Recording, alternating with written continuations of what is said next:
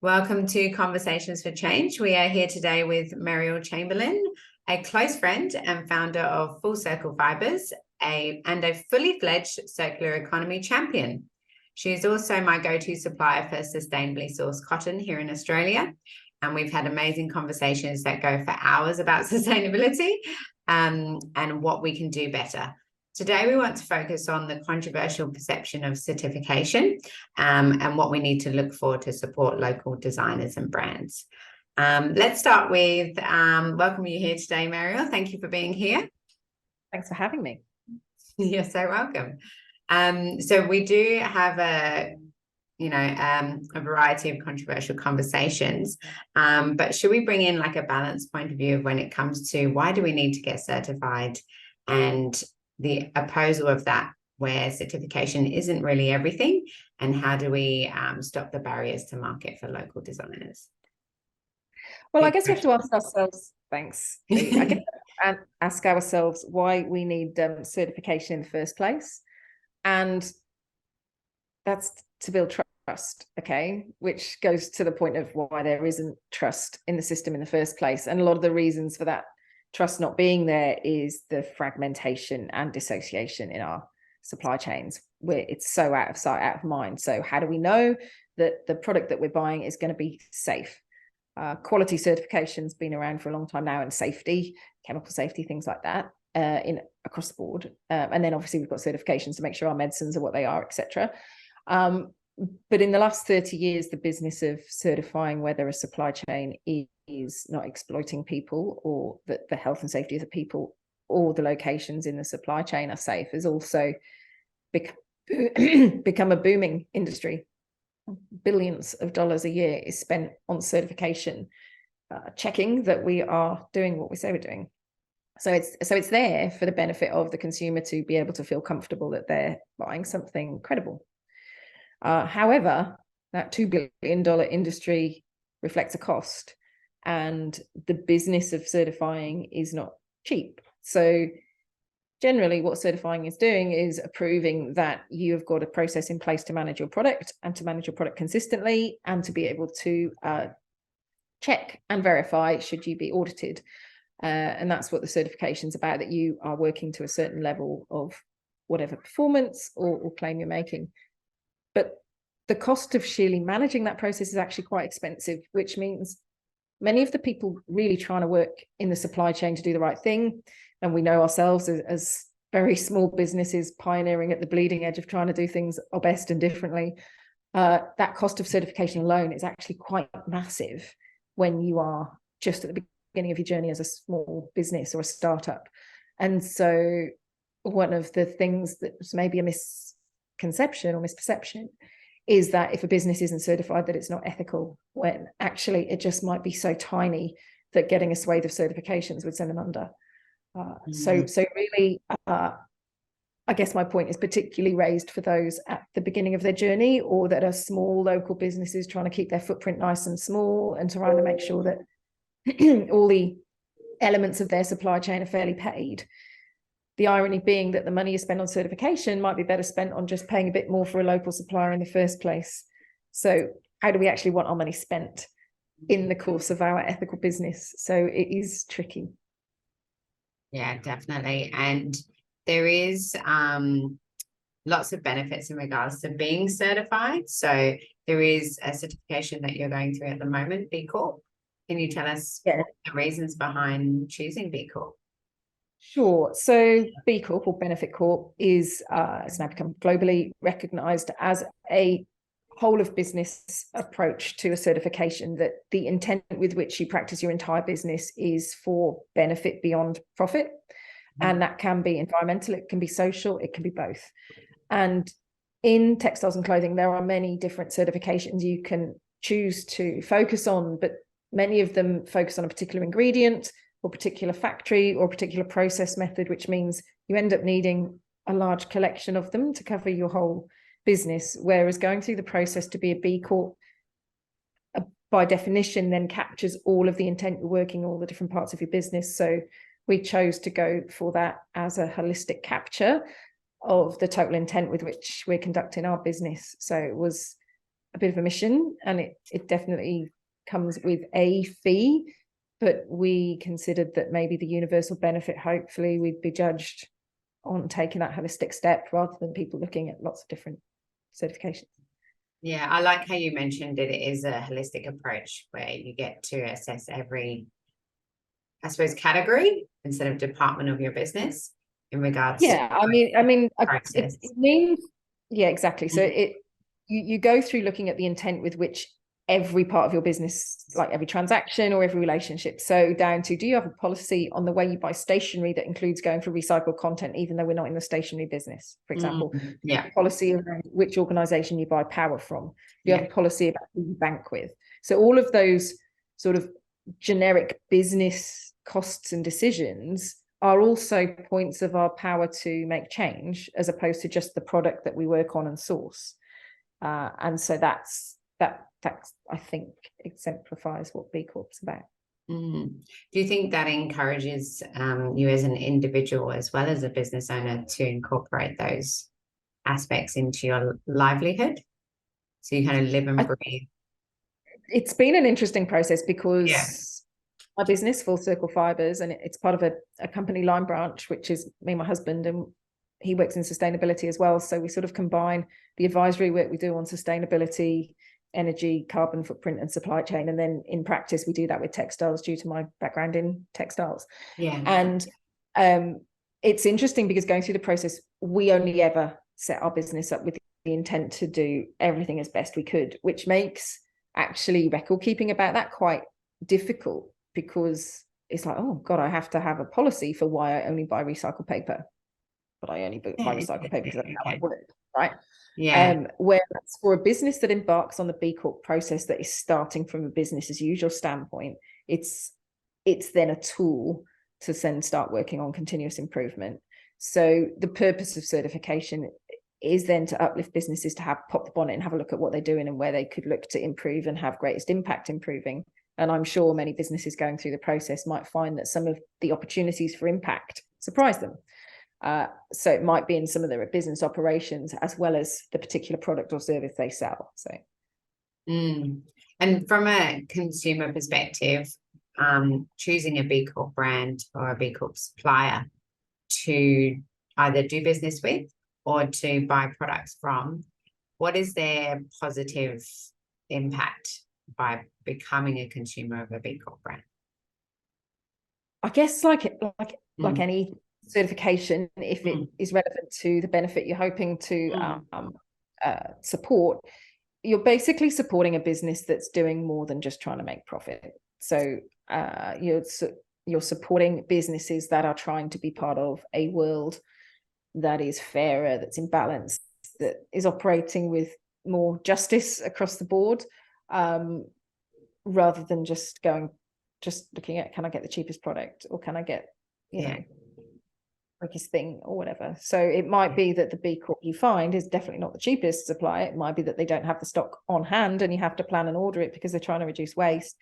So it may be a business as usual option that happens to be a B Corp. It may ask you to consider differently about how you procure the product or service you're after in the first place to try and lower your footprint, which is the opportunity of doing business with a B Corp. And we've spoke about other ethical listings that brands are listed on in regards to how we should buy from them. What boxes do they tick? What is I suppose, what are the benefits in choosing a brand from an ethical listing as opposed to not? That's interesting. So because, you know, both of us, we know each other from participating at what we kind of might call the bleeding edge of trying to be ethical in a global, massive industry that is huge, wasteful, opaque, and part of our everyday lives. So for most of us, we have to interact with the global big bit of the business because we need to go and buy, you know, socks, jocks, and undies. We need to buy kids' t-shirts. We need to get, you know, those everyday things that are just part of the large supply chain world of our industry. And so I think that the listings and reports are helpful when considering of the bigger players nationally and internationally, which ones are doing their best to be transparent with their supply chains, or which ones are working on continuous improvement to make sure that people aren't exploited and at least treated fairly or on a living wage in their place of work. And there's a lot of work going on at the moment to try and reduce carbon footprint in supply chain as well, which is good. There is an enormous amount of work to do, but I guess that means there's an enormous amount of opportunity to improve. Yes. But I would also say that the flip of that is that sometimes the way some of the listings are done, and they are done differently, is they just scrape for certifications, or they themselves are not endless, limitless entities. So they can't include everyone, even if they are certified. So I think one of the biggest messages is, just because a business isn't listed in one of these ethical shopping guides, it doesn't mean that it's not ethical. And again, I would particularly say, if you found a great local business that you like, or it's operating super local, or all the rest of it, they're highly unlikely to appear on those big listings because they need to be big enough to be found. And some of them are a bit pay to play as well, or there's elements of it. And yeah, so really it's that. And some of them just require such a massive amount of work to complete a survey to be part of it, that's almost like half a year's FTE of quite experienced supply chain person just to fill in all the data to even be able to be rated on their system. So in those two ways, there are some quite large barriers to entry to be considered. Yes. And then I'd finally add that, to my knowledge, none of the rating systems there actually talk about volume and waste. That's an interesting point. Yeah. So you might have a load of really, really ethically certified product, but if they've ordered 500,000 units and 120,000 of those units are actually dead stock, or worse, they end up landfilled. Yeah. Then even if they're ethical, we've got this massive footprint issue. And every business on the planet is being encouraged to grow. So I might be wrong. I'd love to be wrong. But to my knowledge, there's nothing in the certification systems for rewarding businesses to attempt to reduce their volumetric and total carbon footprint on the planet. Some will claim they're reducing their carbon footprint, which they might be pro rata, but if they've expanded in total volume, their total footprint will have increased. And the world of carbon footprint communication is tricky. So many businesses will talk about what is their scope 1. So that'll be the footprint of their offices, their shops, and maybe their logistics and warehousing, but it won't be dealing with the footprint in a manufacturing supply chain or way back in the fiber supply chain. That's beginning to change. But really, because that is so complex, one of the simple things to look for is total volume, and total volume sold first quality or first sale drop versus how much is cleared.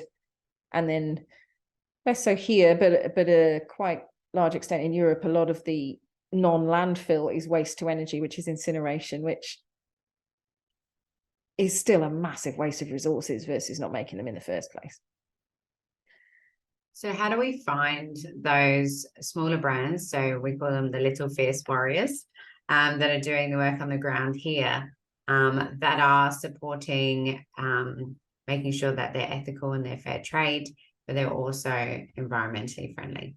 How do you find those brands that are doing both but are not ethically listed? Gosh, I think you might be better placed than me to answer that one. Your opinion, where do you find the ones? Oh goodness, I'm probably the worst person to ask for that, because I'm my social media presence myself. I'm so busy focusing on my product. I guess it's one of those things where I would say I do like, for example, how somebody like there's a local magazine that does a lot of work and encouraging people to make their own as well, and there's a lot of featured brands that advertise there. You often find they are unlikely to be on our metro city centre high streets, because that's a very expensive place to be. Yeah. And then I guess that there are various, say, guides, influencers, bloggers, or people that sort of I guess look for the geography of where the person's advice you're getting from. If somebody is, like you, Fee, you're here, you're in Brisbane, so you've got a bit of a picture on what else you've found locally that you think makes sense, because it's very much about place-based stuff. Like, we could find the most ethical thing, but if we're flying it in from Denmark, is it really the right thing to do? Probably not. If there's an alternative here. So I think it's very much that. I think it's probably to sort of apply those core instincts of trying to keep your footprint as low as possible is probably where it starts. And then, like, if I think of Brisbane, without mentioning names, but there are some retail stores that are particularly known for having lots of really carefully curated range of ethical and sustainable products, homewares, consumables. Yeah, there is that. So again, it's kind of those places where you find community of people through word of mouth and being so people that are trying to live with a methodology of lowering their footprint. I realize that's not just go Google X, but probably be mindful that some of those businesses may not pop up in the top SEO, because feeding that beast in its own right is a massive overhead. So just because something doesn't pop up on the Google front page doesn't mean it's not ethical either. Exactly. And sometimes they'll just use the same words to come up on search engines as well, so they come first. So that's a play that some brands normally use, but otherwise there is some groups on Facebook. I don't know if you've been on there. There's some sustainability groups and wholesale supplier groups that are sustainably focused and ethically focused. So you can pose that question on there. Which is something that I've done as well, and it's something that I've seen other people do when they're looking for, dead stock fabric, or they're looking to like sew at home, but they want the most like sustainable resource or raw material that they can find locally within within like 10 kilometers of their home. And I guess that really is it, isn't it? It's that what is the big thing about sort of place-based is what's local to you. And so I would say, and I experience this a lot because of people that inquire to me and on my website, and it's wonderful that people are after essentially almost a unicorn, they want every box ticked, and that's great. But if I haven't got something that people need, and somebody's got a fabric right there down the road, but maybe they don't know where it's from, but it's right there, it's dead stock, it's better to use that than fly something in from the other side of the world if you're at a small scale, because that right there needs using. Now, obviously, you can talk about sort of market signals, and it's like, well, people keep buying it because it's there, which is different from going into, say, one of the places that has a lot of fabric available, of all kinds, at all sorts of prices, that you're sort of driving that model.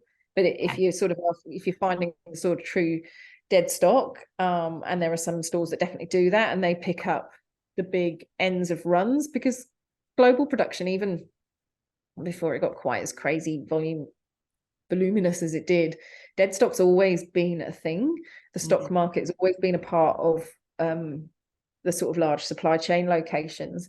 And the funny thing is, now it's a thing. It was just the stock market before.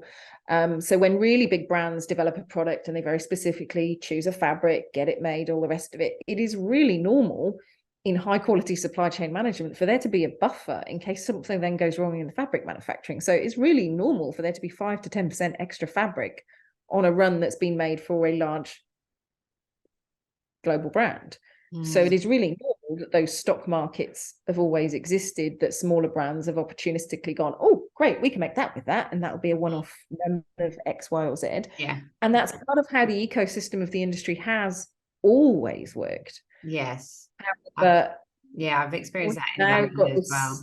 Exactly. So, but it's been the crazy increase in scale of the industry, and also the increase of really cheap synthetic fibers, that has meant the total footprint of the industry has got massively out of hand. But so the idea of true dead stock, some of which I know there are businesses here that truly source that, and they will let you know which designers runs left over that's from.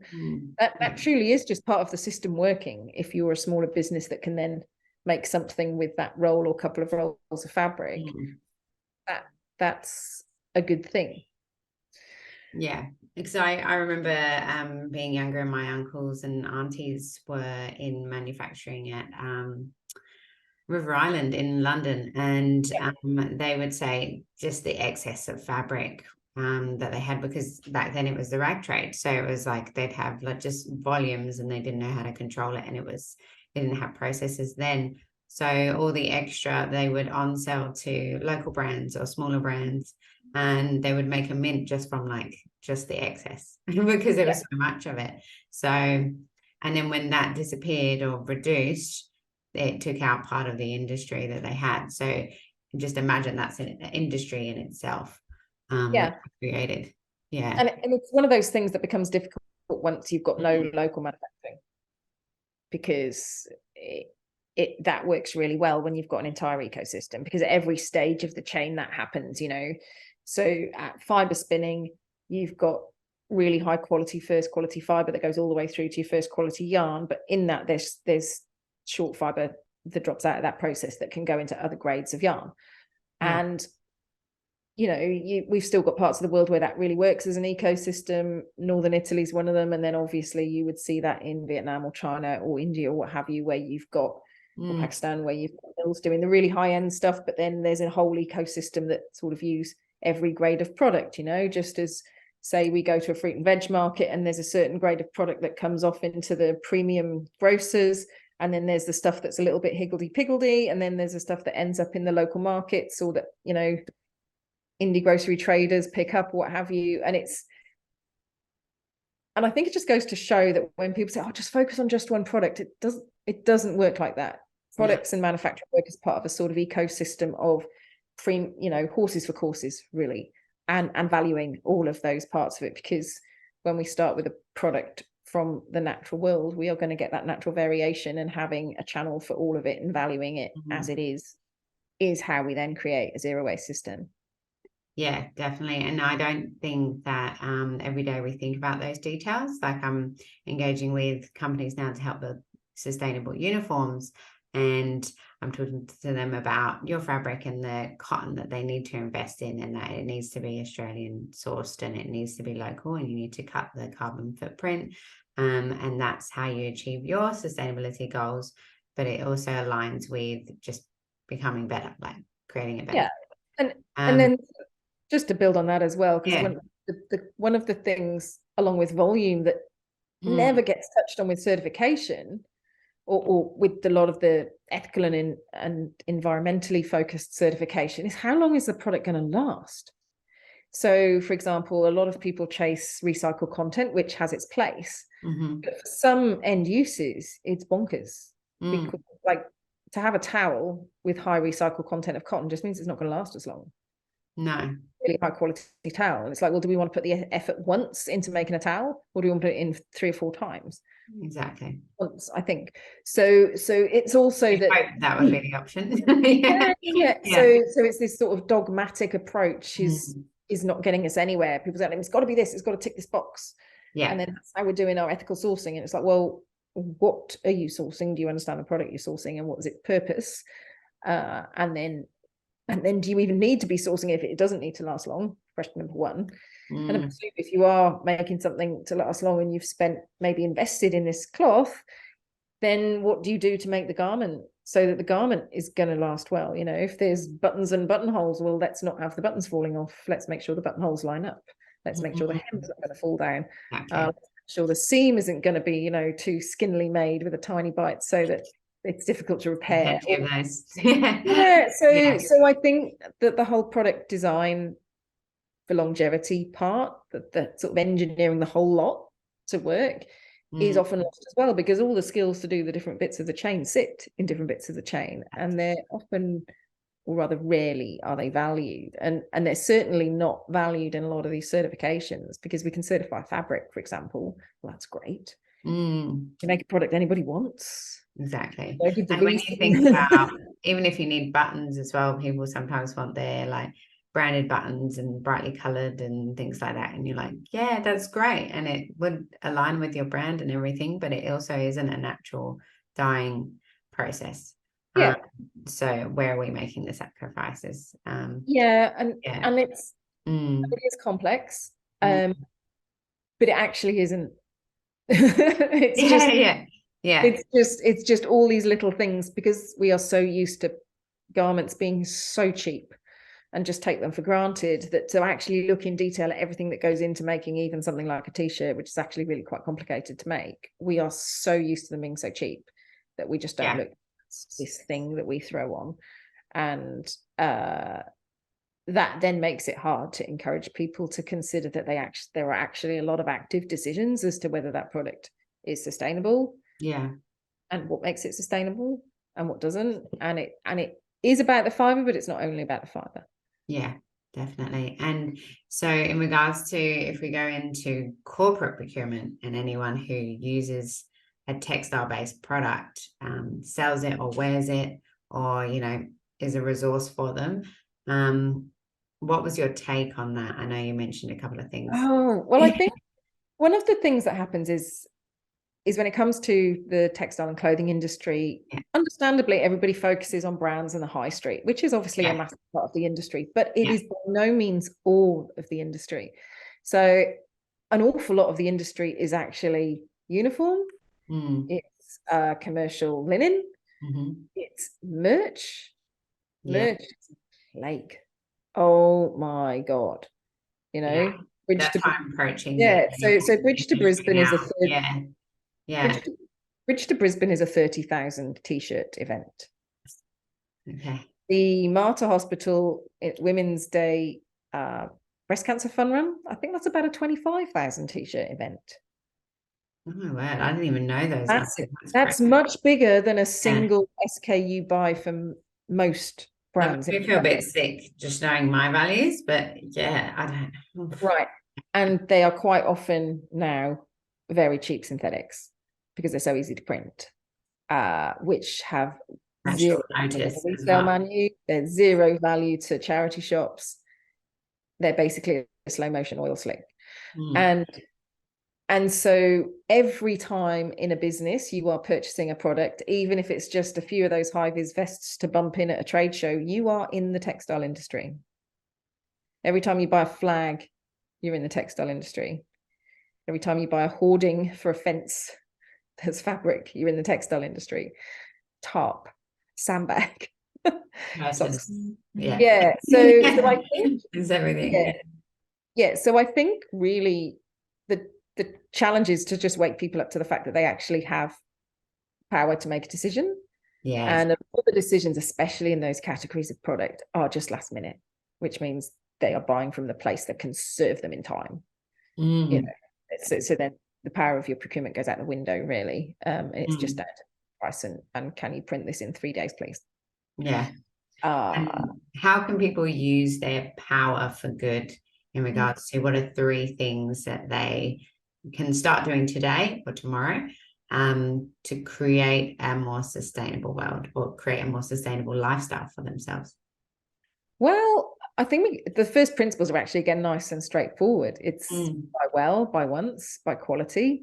Yeah. I think some version of that is credited to Vivienne Westwood. And that hasn't changed and it won't change. You know, and that counts for whether it's for ourselves or whether we're doing that as part of a business. Ask ourselves, do we really need it? And certainly with merch, my goodness, ask yourselves not just what is it, but what's its path to a safe end of life. And if there isn't one, and if it's not an item that's going to last long or somebody's going to want to wear again or use again, really consider what other channels you've got for its purpose of promoting whatever it is you're promoting. And then secondly, it's really around that quality. If you are buying for yourself, obviously, you know, you and I, we've both discussed the joy of op shopping, and basically things that already exist are the next best thing, but op shopping isn't going to be your opportunity if you've got a uniform contract to sort out. But really it's about then partnerships. How much can you take responsibility for?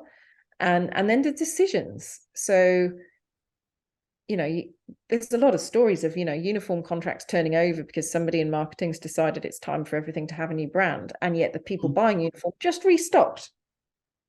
$500,000 more gears just come in. And it's like, oh, if only marketing had told us. So sometimes it's this coordination, you know, and and silos. And in big business, that's hard, because often the spend for merch and marketing is completely separate from procurement once it's running. You know, if you've got a large workforce in a lot of uniform, somebody's just managing, make sure those people have got it. They are often miles from the people making a branding decision. Yeah. And yeah, actually that's a massive impact. And then make sure that it works. You know, like, imagine how many shirts are bought by supporters of sports teams. Imagine if they only changed every 2 years or every 3 years instead of every 1 year. Or if they just added one piece of like embroidery or fabric that could just add to the t-shirt instead of maybe badge for the next year or something. I don't know, go a bit retro and old school, do something cool. Yeah. But, I mean, obviously it would be lovely to be getting out of synthetics. I'm very aware that for an awful lot of these categories, they breathe and die in 100% synthetics. So the biggest message is really volume first. So what can we do to reduce the volume, whatever it is made from? What can we do to know where it's from and what its footprint is?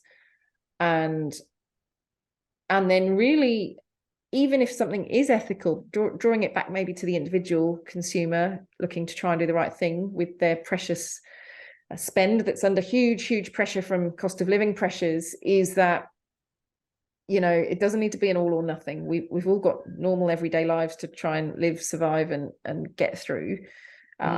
So it's really those basics of, you know, if you don't love it, don't buy it. And for clothing, sometimes the most sustainable brand with all the things in the world, it might not fit or look good on you. And the stuff that fits and looks good on you might not come from that brand. But the thing that you are going to wear hundreds of times is the most sustainable thing. So, you know, much as it, you know, so it's really sort of takes a really pragmatic approach to just try and reduce your volumetric footprint, but reducing the volume is a really massive part of how we can reduce our footprint. So